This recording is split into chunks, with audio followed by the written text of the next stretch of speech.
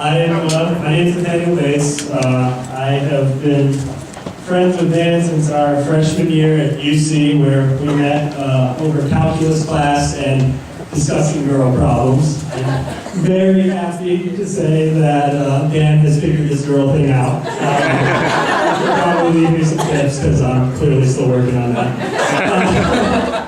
But no, seriously, Dan and I, when we were at UC, we were like brothers. I was happily accepted as a member of his family, and he into mine, and I mean, to the point where I benefited from Mrs. Burns' wonderful cooking. And we go out and spend spring break in Florida with his grandparents and the rest of his family, and it was great times, and we spent a lot of time together. We even lived in the same house for a few years, so you get to know a guy pretty well when you spend that much time together, and getting to know Dan was pretty awesome. One thing I've learned about Dan over the years is he's a little directionally challenged. At one point, I was co-oping in Houston, and I got a call from Dan in Cincinnati, who was with another friend of mine, so he could get directions around Cincinnati to where he was going while I am 1,600 miles away. It's all right, you eventually found the airport, which is a good thing.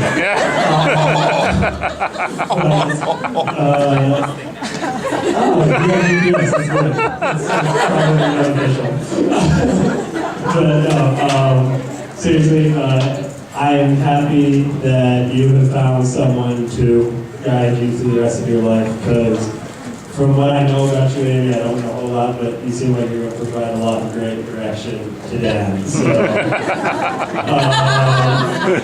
top of that, Dan is possibly one of the most caring guys that I've ever known. He has a genuine concern about others' feelings, others' interests, others' well-being, and that's really cool.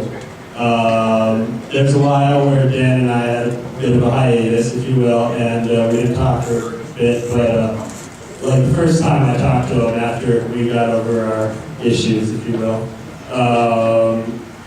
like the second thing he brought up was you, Amy, and his care and excitement about you was blatantly obvious from the second I learned that you existed. So, I mean, that's really cool. But another benefit of Dan's caring nature is that he really is concerned about fairness, and that's cool. It drives me nuts sometimes, but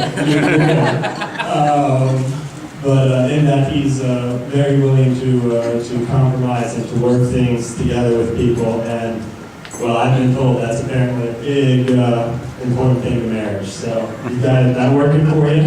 But just in case that fails, I got you a pillow. So those nights in the doghouse.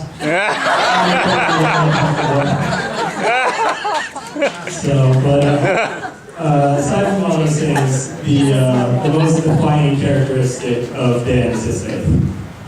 This guy is rooted in Christ. We originally met before school even started. They had some retreat that we both happened to go to for school.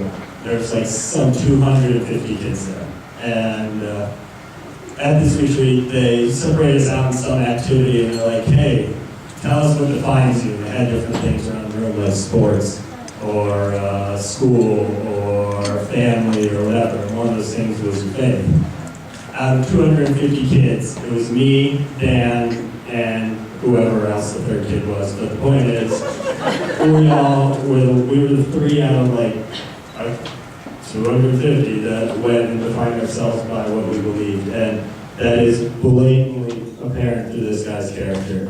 He was a leader of Bible study back in Cincinnati, very involved with the church there, very involved with the church here, and is now leader of youth ministry. And I feel that rooting is going to provide you with a great foundation to have a great marriage with Amy, because, I mean, having God in a marriage is the most important thing. I know that, and I'm not even married. But, so with that being said, Dan, I appreciate if you took Amy's hand. But, Which one? It doesn't matter which one, but put your hand over her hand. And I want you to remember this moment. I want you to cherish it, because you're never going to have the upper hand again.